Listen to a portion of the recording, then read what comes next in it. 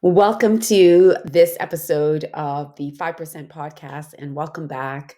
For those of you that are following us, you get to hear uh, on a weekly basis, either from myself or from myself and a guest. And this week, it's just about a story that I want to share from me to you to help hopefully motivate and inspire some of you. So, the 5% podcast, remember, is sharing the stories of individuals who are on their way to or a part of the 5%. The 5%, those top individuals who are in pursuit of their goals and they're doing it without fail. They're persevering and pushing. And so this story is no different. And it's actually a story about me and my first purchase or my first home purchase. So I can't wait to share more with you. Just stay tuned. And you're here with host Andrea Williams, where I'm going to share with you. At the time, I wasn't Andrea Williams, I was actually just Andrea Peart. Today, I'm Andrea Peart Williams, but the story dates back to when I was much younger and looking. Actually, I think I was probably about 17 when I started to think about wanting to buy a property. And it was largely because there was this house on the street that was vacant, and it was vacant for the longest time. And I was like, man, if I could just figure out how to buy this house. And I remember at the time I was in a foster home, and I was probably on my own by this, but I was just in their home temporarily for a period of time when I first, yeah, I was trying to figure out how to get set up on my own. And this house was vacant, and they were like, "You should buy it, Andrew." And I was like, "Yeah, I would love to," but I had no idea, and I didn't even know enough then to ask, "How do I do it?" Right? So, anyhow. You're going to have to wait a little bit to hear more about this story and how it turns out. If you are that person that is still thinking today that I want to own a house, you're going to like this story, and it's going to help you understand how you can actually pursue and accomplish home ownership. My journey to buying my first home. So, as I said already in the intro, I was probably 17 when I started feeling like this is something that I wanted to do, buy a home. And I don't know why. It was kind of as I was sharing with a group of individuals recently. I think it was before I even thought about going to university when I was back in Jamaica growing up. I knew I wanted to own a home, and I wanted to be able to make sure that that's something that I had for myself, my kids, which I knew I was going to have, and my family. But I was 22 and on the brink of graduating from York University here in Toronto, Ontario area.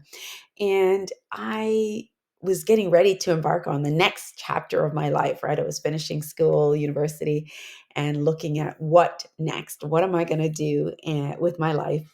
And I'd made a decision because from 17, I'd wanted to do this. I made a decision that would absolutely shape the future of my life and in profound ways. And I probably then didn't really know and understand how profound it would be. But I've now obviously realized, based on my life experiences, and we'll get to those things eventually. So, the milestone achievement that I was going to make was to buy my first home. And of course, remember we're talking about the 5% here, and individuals who are 5%ers. I do feel that probably then I was nowhere close to being a 5%er, but today I've absolutely accomplished that, and I know that I've accomplished that based on my first purchase many years ago. And so remember, 5%ers are individuals who are in pursuit of their goals. They persevere, they're determined. And I spent years in university and years prior to university thinking about how I was going to make this goal occur. And I mean, if these things don't actually start brewing in you and form part of your mindset, it's likely they're not going to happen. So anything that you desire and want, you've got to spend time thinking about it, planning it, finding those individuals that are going to allow you to make it happen. And I mean, I absolutely had to find my who. And so my desire to own a home was, as I said, sparked as young as 17, and I knew that it was going to happen eventually. I just didn't know when it was going to be. So I was 22, graduating university. I'd already had my first child, and I'd even decided not to pursue marriage with that person that I was with at the time. It just wasn't right for me, and I knew that then. I didn't want to make any big mistakes beyond, you know, uh, yeah, I didn't want to make any big mistakes. So I moved on and pursued living on my own and building my own life, and buying my own home. Right. So, however, just when I was 17, I didn't have the knowledge. I didn't have the skill set, the strategies. I didn't even know the who that would help me make this happen at that time. So instead of pursuing purchasing a home, then I bought a car. And that's a story for another day. I'm absolutely going to tell you that story because I think it's worth sharing. So instead, I opted to buy the vehicle at the time and pursue university, and figured I would come back to home ownership, which I did.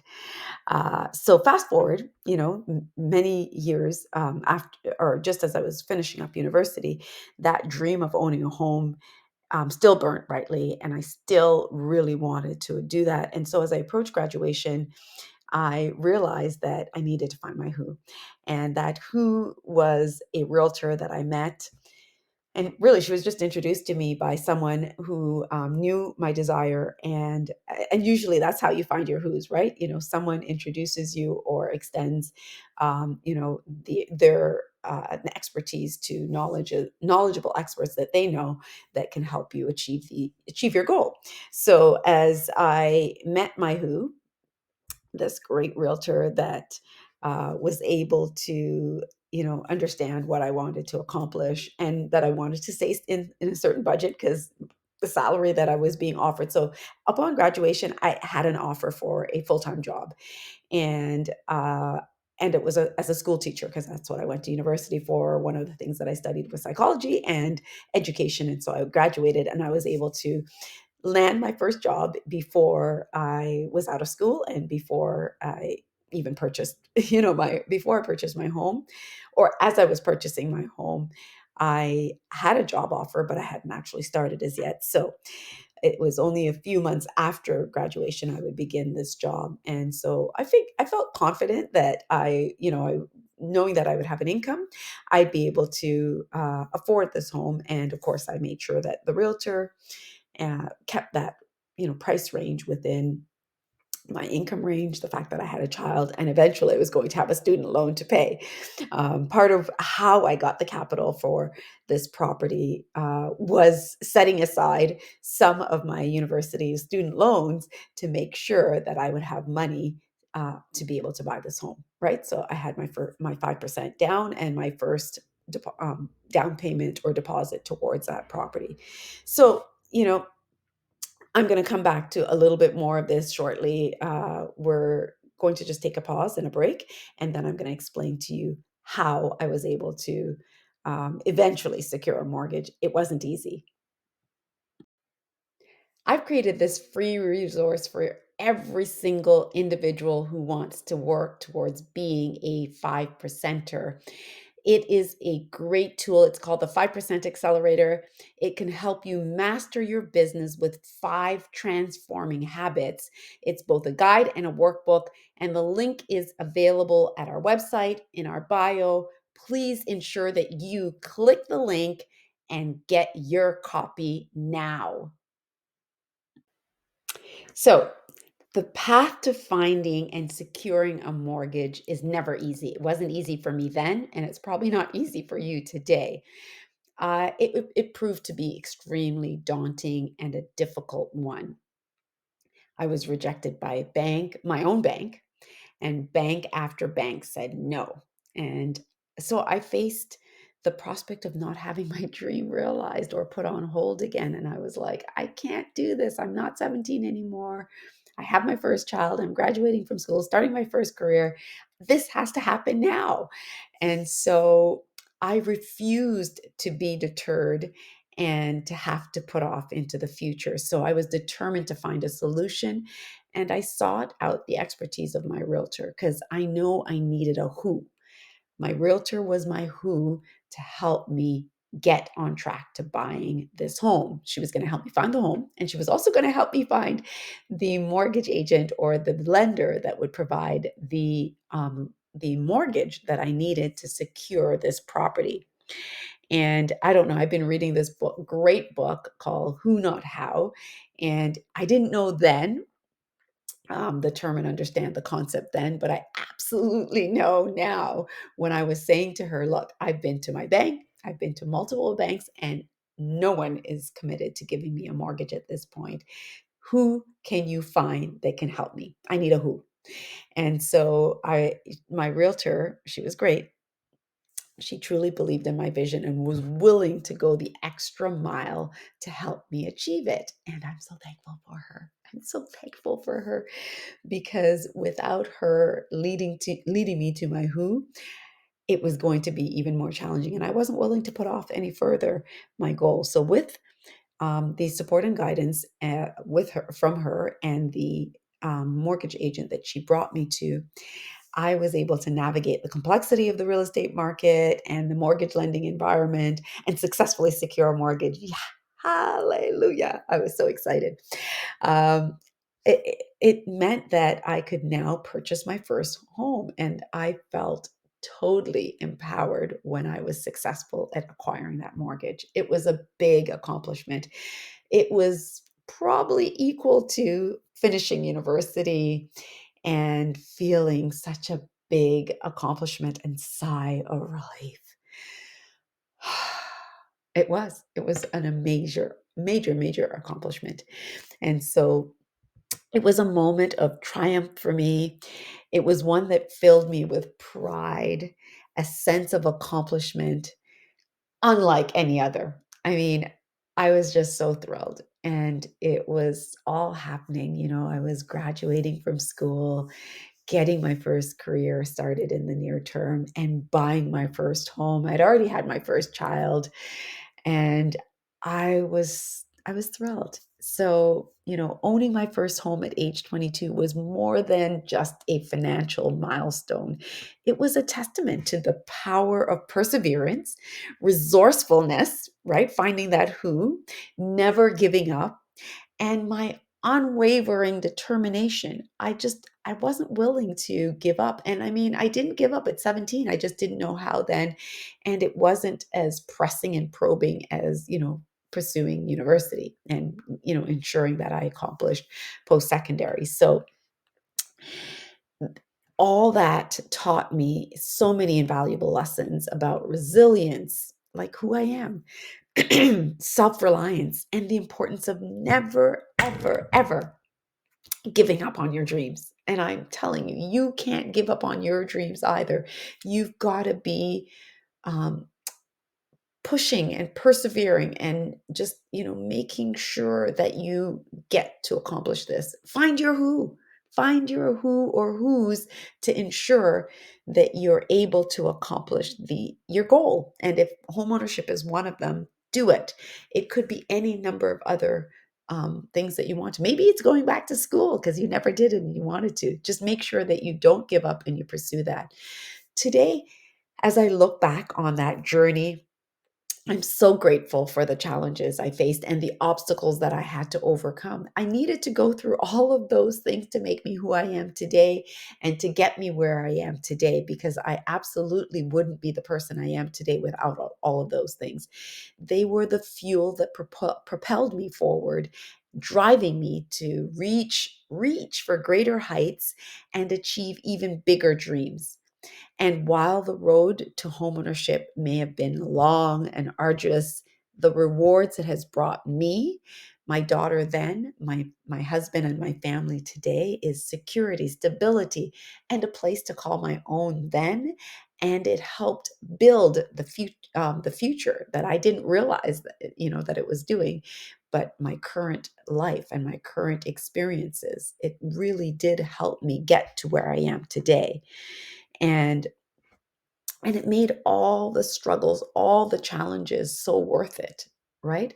My journey to buying my first house at 22 is just it was necessary. It was who I needed to be and what I needed to be and accomplish. It meant for me that I knew that perseverance was absolutely who I was all about then and now, that I was extremely determined and not ever willing to give up. And it made me so willing to seek the help of others and to find my who's. I didn't know how to do most of what I did then and today and now on my own. I've always had to seek out others, who or who's to help me accomplish my goals. And I just know that anything is possible. If I could do that then, I just know that anything that I want to accomplish is possible, and I'm willing to work hard to accomplish that and to find who's to help me get there. And as I continue on my path today, I carry with me those lessons and the experiences that I was able to gain, and knowing that no dream is too big and no goal is beyond reach for me. And I believe the same for you. You can dream big, you can accomplish those dreams, and you can reach for goals that are well beyond what you see today and know today. You can do it. Look at this. This is my dream home. I just thought I'd share this with you. I know that we've been chatting about how I was able to buy my first home. I mean, there was so many like great things in that, because I felt at the time fairly young, but it was such a burning desire. And I truly believe that everything starts with a dream. And I had been dreaming about that home from I was a small child in Jamaica to my teenage years in high school here in Brampton, Ontario, Canada, to just when I was on the brinks of graduating from university at York University in Toronto. I knew that it was something that I had to accomplish, and there was no better time than then. So I know that it doesn't look like much. It was actually just a townhome in Mississauga, Ontario, but it was my dream home, and I was thrilled. I spent many, many trips out looking for homes in Brampton, in Mississauga with my realtor. She was very patient with me. Most realtors are very patient with their clients who have to sometimes see so many houses before they find something. But it doesn't look like much, as I said. And it didn't even have a garage. It didn't even, you know, it wasn't detached. It was like it's probably not most people's dream home, but it was absolutely my first dream because I was able to do that on my own. I was able to make it a reality. And that house was purchased back in 1995. Wow, that's almost 30 years ago. And I bought it for $100,000. Yes, you heard me correctly. I bought it for $100,000. There are no homes in Mississauga or in the Greater Toronto area, or probably anywhere close to the Greater Toronto area that's 100,000 today. In fact, I must say that when I was trying to buy a second parking space at a condo downtown, they wanted 100,000 for that space. So, you know what? If you have 100,000, that's probably as far as it can go. And it wasn't a garage either. It was just a parking space. And in that parking space, you could only put a car. They don't allow you to park anything else or store anything. So this house was 100,000 back in 1995, and I was over the moon that I was able to buy it and secure it with 5% down. Because, if you're a first time buyer at that time, you could put down your 5% and get started. I also knew that it was the optimum time to buy it before I started working, before I started seeing my student loans on my credit bureau.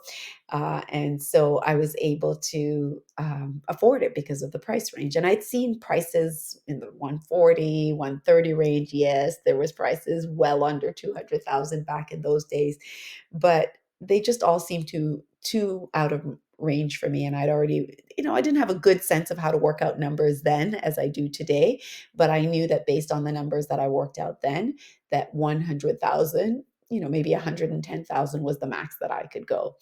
And so this fit right in my budget. Plus, look at it. Look at it. It had a door, it had windows, it even had a backyard.